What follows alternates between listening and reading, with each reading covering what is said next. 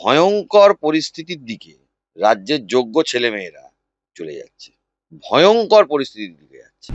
ঘুষ খেয়ে চাকরি দিয়েছে, মুখ্যমন্ত্রী ঘুষ খেয়ে চাকরি দিয়েছে, আমি বলছি। টাকাগুলো কোথায় গেছে? আর শেষ জীবনটা তো মুখ্যমন্ত্রী জেলে কাটবে। অনেক বয়স হয়েছে, দেখুন কি হয় আগামী দিনে।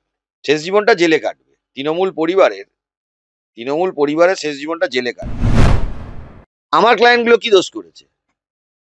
যারা 22 লক্ষ লোক চাকরি পায়নি তাদের 22 লক্ষের জন্য সুপার নিউমেরিক হোক, শুধু ওদের জন্য কেন সুপার নিউমেরিক হবে? আমাদের টার্গেট হচ্ছে হলো মুখ্যমন্ত্রীকে পশ্চিমবাংলা থেকে তাড়ানো।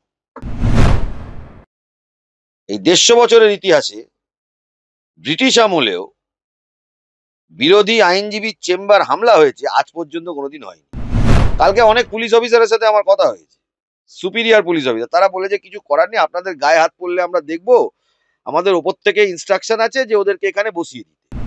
কার্যত আমরা যেমনটা দেখতে পাচ্ছি, ঠিক কিছুক্ষণ আগেরই খবর, মুখ্যমন্ত্রীর সাথে গ্রুপ ডি এবং গ্রুপ সি সাক্ষাৎ করতে গেছিল, তাদের সাক্ষাৎ না হয় ফোনে কথা হয়েছিল এবং সেই সূত্রে মুখ্যমন্ত্রী তাদের বলেছেন যে গ্রুপ ডি দের 20,000 টাকা এবং গ্রুপ সি দের 25,000 টাকা করে মাসে ভাতা দেওয়া হবে। উনি যারা যারা এগুলো করে, যারা যারা যোগ্য ক্যান্ডিডেট, তাদের জীবনটা আরো তলানিতে ভাসিয়ে দিচ্ছে। আমি বারবারই একটা কথা বলছি যে আরো ভয়ঙ্কর, আরো ভয়ঙ্কর সম্ভাবনার দিকে যাচ্ছে। আবারও আপনাদেরকে বলবো, মুখ্যমন্ত্রীর প্রলোভন এবং মুখ্যমন্ত্রীর আশ্বাস, এতে আপনারা বিশ্বাস করবেন না। সঠিক আইনি পরামর্শ নিন। কারণ এই যে ভাতাটা দেবে, টেন্টেড আনটেন্টেডকে আবার সেই গুলিয়ে দেওয়ার প্রচেষ্টা। টেন্টেড আনটেন্টেড তো ভাগ হলো না, এদেরকে আবার গুলিয়ে দেওয়ার প্রচেষ্টা। এই যখন গুলিয়ে দেবে, তার যে ভয়ঙ্কর পরিণতিটা এর পরবর্তীকালে এসে দাঁড়াবে, সেই ভয়ঙ্কর পরিণতিটা আর কেউ ফেস না করুক, এই যারা সাধারণ গরিব ক্যান্ডিডেট, যারা জেনুইন ক্যান্ডিডেট, তারা ফেস করবে। কিন্তু দাদা, সুপ্রিম কোর্টের এই রায়ের পর মুখ্যমন্ত্রী কি এটা করতে পারেন? আইন কি? দেখুন, আমি আপনাকে একটা কথা বলি, যখন তিনি সরকারি অর্ডারটা করবেন, অর্ডারটা আমরা পড়বো, অর্ডারটা পড়ার পরে যা হওয়ার হবে, তার আগে তো হবে না। তার আগে ওনাকে করতে দিন। কারণ এটা তো আমি অর্ডারটা না বেরোলে, সরকারিভাবে অর্ডারটা না বেরোলে আমরা তো কিছু করতে পারবো না। সরকারিভাবে অর্ডারটা বেরোবে, তারপরে যা হওয়ার হবে। কিন্তু আমি একটা কথা বলছি যে ভয়ঙ্কর পরিস্থিতির দিকে রাজ্যের যোগ্য ছেলেমেয়েরা চলে যাচ্ছে। ভয়ঙ্কর পরিস্থিতির দিকে যাচ্ছে। আমার বক্তব্য হচ্ছে হলো, উনি যদি 22 লক্ষ ক্যান্ডিডেট পরীক্ষা দিয়েছে, 22 লক্ষের জন্য ভাতা করবেন না কেন? ওনাকে যারা ঘুষ দিয়েছে তাদের জন্য ভাতা হবে? 22 লক্ষ ক্যান্ডিডেট এই পরীক্ষায়, এসএসসি পরীক্ষায় বসে, একটা সরকারি চাকরি বিজ্ঞাপন মানে মিনিমাম 5 লাখ, 10 লাখ, 15 লাখ বসে। এসএসসি মামলায় 22 লক্ষ বসে যদি ভাতা করতে হয় তো সবার জন্য করতে হবে, এদের জন্য কেন হবে? শুধু এদের জন্য কেন ভাতাটা হবে? 22 লক্ষ লোকের জন্য কেন ভাতা হবে না? হ্যাঁ, 22 লক্ষ লোকের জন্য কেন ভাতা হবে না? ভাতা যদি করতে হয় তাহলে কাদের জন্য করতে হবে? শুধু এদের জন্য যারা ওনাকে পয়সা দিয়েছে? এই কাজগুলোই আমি বলছি যে এইগুলো হলো যোগ্য অযোগ্যকে গুলিয়ে দেওয়ার চেষ্টা। এখনো কিন্তু যোগ্য অযোগ্যকে গুলিয়ে দেওয়ার চেষ্টাটা এই জন্য হচ্ছে না, নেক্সট আপকামিং পরীক্ষা হবে, এই পরীক্ষায় যদি অযোগ্যরা বসে যায়, সরকার কাদেরকে অযোগ্য বলে ঠিক করবে তা তো হবে না। কোর্টের রায় অনুযায়ী কারা অযোগ্য, কোর্টের রায়ে খুব স্পষ্ট বলা আছে কারা অযোগ্য। সেটা সরকার খুব ভালো করে জানে, সরকার খুব ভালো করে জানে কোর্টের রায়ে কারা অযোগ্য বলা আছে। তা তাদেরকে পরীক্ষায় বসিয়ে দেবে।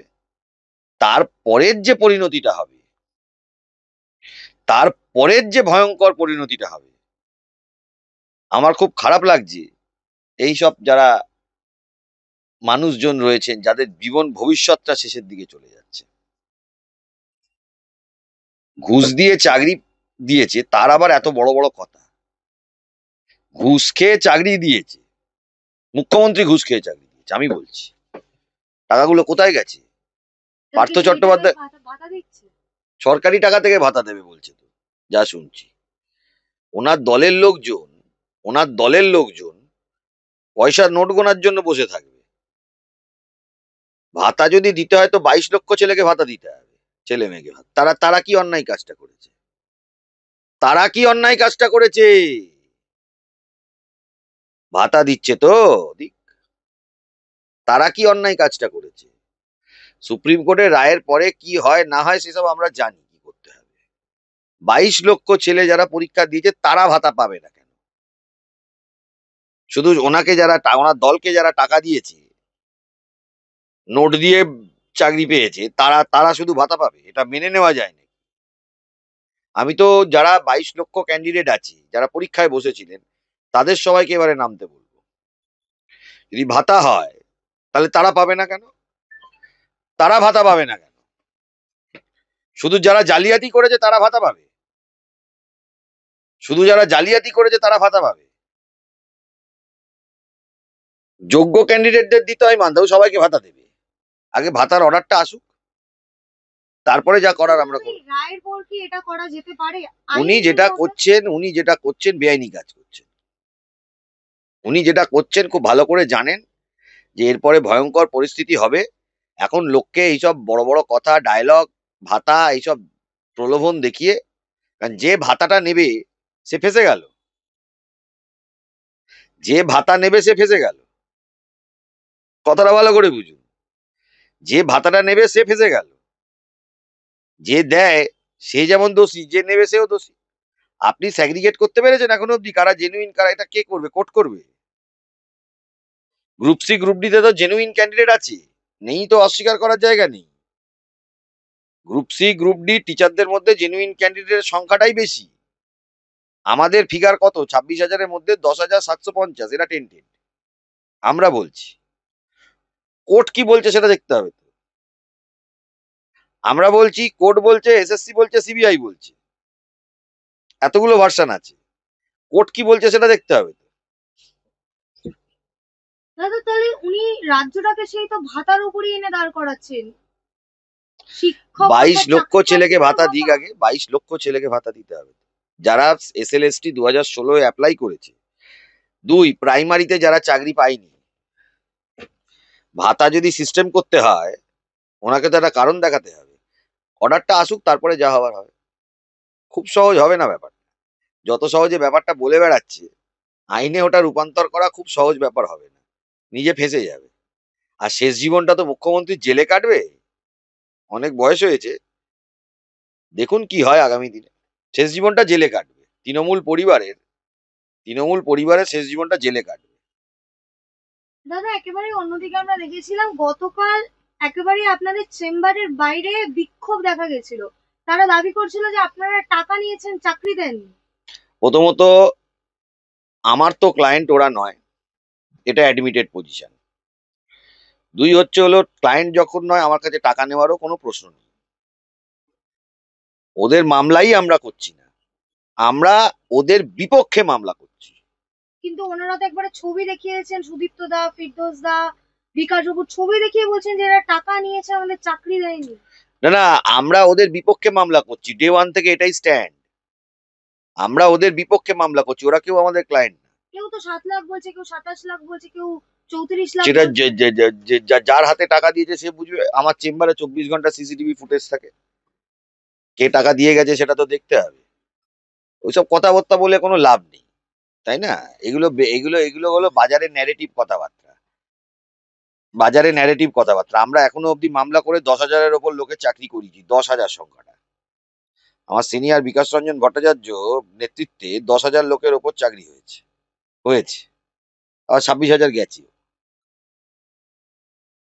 কিন্তু এটার জন্য, এই 26,000 যাওয়ার জন্য যদি কেউ মানে শিক্ষিত সম্প্রদায়ের লোক হয়, অশিক্ষিত সম্প্রদায়ের লোক হলে কিছু করার নেই। 26,000-এর মধ্যে কিন্তু অভিযোগ, কিন্তু বারবার বলছি, আমাদের কিন্তু 26,000-এর নামে অভিযোগ ছিল না। আমাদের অভিযোগ ছিল 10,750-এর নামে। এসএসসি এবং রাজ্য সরকার তাদের টেন্টেড লিস্ট দেবে না। দাদা আমরা অন্যদিকে যেটা দেখেছিলাম যে পুলিশের ভূমিকা নিয়েও কিন্তু প্রশ্ন উঠেছে গতকালের এই ঘটনায়। পুলিশই তো করিয়েছে এটা, ভূমিকা নিয়ে প্রশ্ন উঠবে কেন? পুলিশই তো এটা করিয়েছে, এটা তো পুলিশই করিয়েছে। আপনারা চোর দেখতে পাচ্ছেন কুনাল, সারদার চোর কুনাল, ভীতু পাবলিক, যখন ওকে পুলিশ কলার ধরে তুলে নিয়ে যাচ্ছিল তখন কাঁদছিল। ফুটেজ গুলো দেখবেন। আর আমাদের যখন মারতে আসবে বা কিছু করতে আসবে আমরা কাঁদবো না। আমাদের যখন পুলিশ তুলে নিয়ে যাবে গর্ববোধ করব, আনন্দ হবে মনে যে হ্যাঁ যাচ্ছি, মমতা ব্যানার্জির পুলিশ আমাকে অ্যারেস্ট করেছে। চোর কুনালটাকে যখন পুলিশ তুলে নিয়ে যাচ্ছিল তখন চোর কুনালটা কাঁদছিল। ছবিগুলো দেখবেন ভালো করে, পেছনে রিওয়াইন্ড করে, আপনাদের সংবাদ মাধ্যমে এখনো আপনাদের স্টোরেজে থাকবে ওটা। আর ওই চোর কুনালটা আর ওই ভাইপো আর পিসি এরা মিলে এই প্রোগ্রামটা করেছে। আমি তো আইনজীবী সমাজকে ইউনাইটেড থাকতে বলবো, কারণ তারা গিয়ে কোর্টে গিয়ে অর্ডার পায়নি। কোর্টে গিয়ে অর্ডার পায়নি, তার এগেনস্টে তো তারা ডিভিশন বেঞ্চ যেতে পারবে, তার এগেনস্টে তারা সুপ্রিম কোর্ট যেতে পারবে। তাদের প্রচুর রাস্তা আছে। তাদের কোর্টে লয়ারদের, যারা বিরোধী পক্ষের লয়ার, তাদের এগেনস্টে এসে যা করার করতে হবে, এটা হলো তাদের নীতি। কিন্তু দাদা আমরা যে ফুটেজ গুলো দেখেছিলাম ওখানে একেবারেই একজন একজন চাকরিহারা তিনি একেবারে একটা কাগজ দেখিয়ে বলছেন কেউ যে চাকরি হারা নয়। ওরা ওরা হচ্ছে হলো ওয়ার্ক এডুকেশন, ফিজিক্যাল এডুকেশনে ওদের প্যানেলে নাম উঠেছে। এই যে কথাগুলো বলছে চাকরিহারা, এই ছেলেগুলো চাকরিহারা নয়। চাকরিহারা গুলো যারা ওই এসএসসি ভবনের সামনে আছে তারা চাকরিহারা। এদের ওয়ার্ক এডুকেশন, ফিজিক্যাল এডুকেশনের প্যানেলে নাম উঠেছে বলে এদের দাবি, ওয়েটিং লিস্টে এদের নাম আছে। তো ওয়েটিং লিস্টে নাম আছে, যে র্যাঙ্ক জাম্প হয়ে গেল সে পাবে না। আর ওয়েটিং লিস্টে নাম আছে বলছে ওএমআরটা প্রকাশ হবে তো। আমার আমার ক্লায়েন্টের নাম্বার যদি এদের থেকে বেশি থাকে এদেরকে চাকরি দিতে হবে। আমার ক্লায়েন্টের নাম্বার যদি এদের থেকে বেশি থাকে তাহলে এদেরকে চাকরি দিতে হবে। ছেলেখেলা। ওদের ওয়েটিং লিস্টে নাম ছিল, গভর্নমেন্ট একটা কায়দা মেরে বলছে যে ওয়েটিং লিস্টে যে কজন আছে তাদেরকে চাকরিতে নিয়ে নেবো ওই সুপার নিউমেরিক করে। তো আমার ক্লায়েন্ট গুলো কি দোষ করেছে? আমার ক্লায়েন্ট গুলো কি দোষ করেছে? যারা 22 লক্ষ লোক চাকরি পায়নি তাদের 22 লক্ষের জন্য সুপার নিউমেরিক হোক। শুধু ওদের জন্য কেন সুপার নিউমেরিক হবে? ওই 500 জনের জন্য কেন সুপার নিউমেরিক হবে? যারা নোট নোট দিয়ে, যাদের থেকে নোট গুনেছে তাদের জন্য সুপার নিউমেরিক হবে। ওই 500 না 600 ছেলে আছে তাদের জন্য সুপার নিউমেরিক হবে। দাদা আমার একেবারে শেষ প্রশ্ন, এই যে আপনি যেমনটা বললেন সুপার নিউমেরিক কিছু জনের জন্য কেন হবে, ভাতা কিছু জনের জন্য কেন হবে, তাহলে মুখ্যমন্ত্রী এই রাজ্যটাকে চালাচ্ছেন কি করে সেই ভাতা সুপার নিউমেরিক এইসব দিয়ে? দেখুন, সেটা তো ভাতা বা সুপার নিউমেরিক দুটোই তো আইনি বিষয়। আদালতে যেটা নিয়ে তো লড়াই হবে। এটা কি ছেড়ে দেবে কেউ? আমরা ছেড়ে দেবো? আমরা আমাদের টার্গেট হচ্ছে হলো মুখ্যমন্ত্রীকে পশ্চিমবাংলা থেকে তাড়ানো। পারবেন? হ্যাঁ, তাড়িয়ে ছাড়বো, তাড়িয়ে ছাড়বো। চ্যালেঞ্জ করছেন? চ্যালেঞ্জ করছি, তাড়াবো, চ্যালেঞ্জ করছি। পারছে না বলে তাই জন্য এই কোর্টে আজ পর্যন্ত কলকাতা হাইকোর্টের 150 বছরের ইতিহাসে বিরোধী আইনজীবী চেম্বারে হামলা হবে, বিরোধী আইনজীবী চেম্বারে হামলা হবে, আজ পর্যন্ত কলকাতা হাইকোর্টের ইতিহাসে হয়নি। কলকাতা হাইকোর্টের ইতিহাসে 150 বছরের কলকাতা হাইকোর্ট, এই কলকাতা হাইকোর্ট ব্রিটিশ শাসন দেখেছে, এই কলকাতা হাইকোর্ট ভারত স্বাধীন হতে দেখেছে। দীর্ঘ ইতিহাস এই কলকাতা হাইকোর্টের সাথে জুড়ে আছে, দীর্ঘ ইতিহাস। এই 150 বছরের ইতিহাসে ব্রিটিশ আমলেও বিরোধী আইনজীবী চেম্বার হামলা হয়েছে, আজ পর্যন্ত কোনোদিন হয়নি। যদিও বা হামলার পরের ডোজটা এখান থেকে কলকাতা হাইকোর্ট, এটা তো আর ওই হরিশ মুখার্জি স্ট্রিট বা ওই আপনার ডায়মন্ড হারবার নয়। যা করার করেছি। আবার শুনছি বলছে সোমবার দিন 1000 লোক পাঠাবে, আবার 6 তারিখে লোক পাঠাবে। শুনছি চোরকুনালের প্ল্যান এটা। চোরকুনালকে কি করতে হয় আমি দেখবো, যদি দেখি পাঠায়? দেখবে, আমরা দেখাবো তো বলছি, পাল্টা দেখাবো তো। এটাকে তো আর ডায়মন্ড হারবার ভাবিনি। কলকাতা হাইকোর্টটা তো আর ডায়মন্ড হারবার নয়। কলকাতা হাইকোর্টটা তো আর ওই আপনার হরিশ মুখার্জি স্ট্রিট নয়। কলকাতা হাইকোর্টটা হরিশ মুখার্জি স্ট্রিট নয়, কলকাতা হাইকোর্টটা ডায়মন্ড হারবারও নয়। ও চোরকুনালকে অত গুরুত্ব দেওয়ার মতো নাই মনে করি না। আমাদের করতে এসেছে, আমরা দেখুন, যেহেতু মানুষ আসছে কোনো মানুষের ওপর, আমরা অকারণ কিছু করি না। আপনারা ছিলেন কালকে, সংবাদ মাধ্যম ছিল, যা ইচ্ছে তাই ওরা করেছে। 3টে থেকে 7টা পর্যন্ত আমরা ওদেরকে কিচ্ছু বলি। আমার চেম্বারে 6-7টা মেয়ে কাজ করে, তাদেরকে বাড়ি ফিরতে হবে। এবারে নামা হবে অ্যাকশনে। অ্যাকশন কাকে বলে সেটা নামা হবে। কারণ এই যে কাজটা হচ্ছে এটা পুলিশের মদতেই হচ্ছে। এই 200, 150, 500, 1000 মবকে সরানোটা পুলিশের কাছে একবারে 2 মিনিটের কাজ। এটা 2 মিনিটের কাজ। এটা এটা এমন কিছু বড় ব্যাপার না। তাই এরা যে বসছে, এই বসাটাই হলো পুলিশের মদতে বসছে। কালকে অনেক পুলিশ অফিসারের সাথে আমার কথা হয়েছে, সুপিরিয়র পুলিশ অফিসার। তারা বলেছে কিছু করার নেই, আপনাদের গায়ে হাত পড়লে আমরা দেখবো, আমাদের ওপর থেকে ইনস্ট্রাকশন আছে যে ওদেরকে এখানে বসিয়ে দিতে। সুপিরিয়র পুলিশ অফিসার 2জন আমাকে এই কথাটা বলেছে। সুপিরিয়র পুলিশ অফিসার, নাম বলছি না প্রকাশ্যে। পুলিশের একটা অংশ তো মমতার বিরোধী, আর তারা পুলিশে চাকরি করে বলে তারা সামনে আসতে পারবে না। 2জন পুলিশ অফিসার আমাকে বলেছে। তা আমরা বলেছি যে পুলিশকে আমরা বলেছি, নেক্সট দিনও বলে দিচ্ছি আপনাদের মাধ্যমে, পুলিশকে বলবো এবারে আপনারা একটু ঘুমিয়ে থাকুন কিছু, আপনারা একটু ঘুমিয়ে থাকবেন কিছুক্ষণ। ও কি করতে হয় আমরা জানি। এটা কলকাতা হাইকোর্ট। আরো একটা আপনাদের বলে রাখি, আমরা এটাকে হাওড়া কোর্ট হতে দেবো না।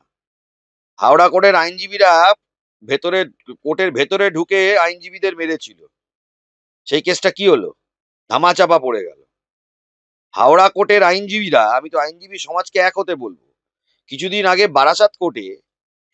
বারাসাত কোর্টে একজন আইনজীবী তার বিপক্ষের যারা ক্লায়েন্ট ছিল তাকে মার্ডার করে দিয়েছে। আমি যা খবর পাচ্ছি, এখন বিভিন্ন আইনজীবীদের থেকে খবর পাচ্ছি। হাওড়া কোর্টের, বিশেষ করে হাওড়া কোর্টের ঘটনাটা আমার কাছে বেদনাদায়ক। পুলিশ ডিস্ট্রিক্ট জাজের ঘরে ঢুকে টিয়ার গ্যাসের সেল ফাটিয়ে দিল উইদাউট পারমিশন অফ ডিস্ট্রিক্ট জাজ। এই ঘটনা ঘটেছে। খুব সহজ হবে না, আমি বলছি তো। 2000 কেন, 5000 ছেলে পাঠান না হাইকোর্টে। দম বুঝবো আমি, কুণাল ঘোষের দম বুঝবো। এটা ডায়মন্ড হারবার নয়, উনি একটু ভুল করে ফেলেছেন। আর এটা হরিশ মুখার্জি স্ট্রিটও নয়। কুণাল ঘোষ একটু ভুল করছে। কুণাল ঘোষ ভাইপো আর পিসি ভুল করছে ব্যাপারটা। বিনাশকালে বিপরীত বুদ্ধি হয় তো, ভুল করছে।